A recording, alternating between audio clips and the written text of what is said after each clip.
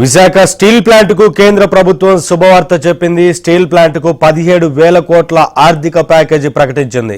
దీనిపై రేపు అధికారిక ప్రకటన రానుంది.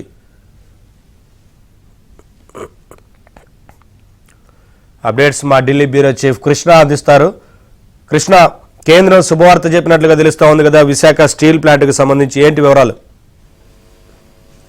నవీన్, ఈ రోజు జరిగినటువంటి కేంద్ర కేబినెట్ సమావేశంలో విశాఖ ఉక్కు పునరుద్ధరణకు సంబంధించినటువంటి కీలకమైనటువంటి నిర్ణయం తీసుకోవడం జరిగింది.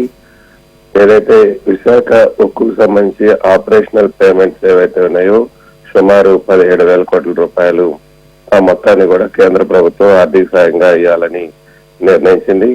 ఆ మేరకు కేంద్ర కేబినెట్ నిర్ణయం తీసుకుంది. అయితే ఈ 17,000 కోట్ల రూపాయలు కూడా అది రుణంగా ఇవ్వబోతుందా లేకపోతే గ్రాంట్ గా ఇవ్వబోతుందా అన్న దానిపైన ఇంకా ఒక స్పష్టత రాలేదు. రేపు దీనిపైన కేంద్ర ఉక్కు శాఖ మంత్రి కుమారస్వామి విలేకరుల సమావేశాన్ని ఏర్పాటు చేసి దీనికి సంబంధించినటువంటి అధికారిక ప్రకటన చేసే అవకాశం ఉంది.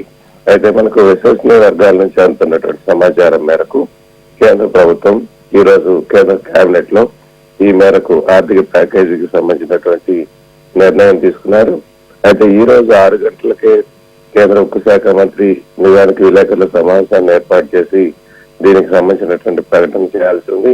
అయితే కొంత టెక్నికల్ గా దీనికి సంబంధించి ఇంకా కొంత స్పష్టమైన గ్రాంటా లేకపోతే ఆర్థిక సాయంకు సంబంధించినటువంటి అంశం పైన కొంత క్లారిటీ రావాల్సిన నేపథ్యంలో రేపు దీనిపైన కొంత స్పష్టత తీసుకొని విలేకరుల సమావేశాన్ని ఏర్పాటు చేయబోతున్నారు. మొత్తానికైతే ఆర్థిక ప్యాకేజీకి సంబంధించినటువంటి అంశం పైన కేంద్ర ప్రభుత్వం సానుకూలంగా స్పందించినట్లుగా మనకు విశ్వసనీయ వర్గాల నుంచి అందుతున్నటువంటి సమాచారం.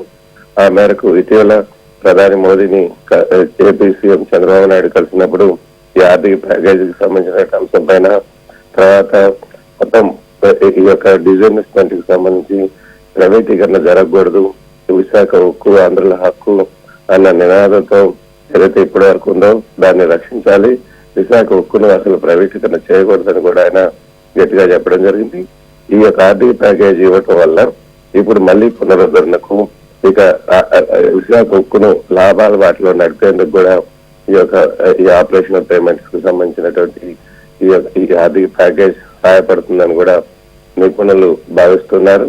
అయితే ఎంత మేరకు ఈ ఆర్థిక ప్యాకేజ్ ఇచ్చారు, ఎంత ఇచ్చారు, ఇది రుణంగా ఇస్తున్నారా గ్రాంట్ గా ఇస్తున్నారా అన్న విషయం పైన రేపు ఒక స్పష్టత వస్తుంది. మొత్తానికైతే ఈ రోజు జరిగినటువంటి కేంద్ర కేబినెట్ సమావేశంలో దీనికి సంబంధించి ఒక కీలకమైనటువంటి నిర్ణయం అయితే తీసుకున్నట్లుగా మనకు విశ్వసనీయ వర్గాల నుంచి అందుతున్నటువంటి సమాచారం. Naveen, thank you Krishna, thanks for the updates.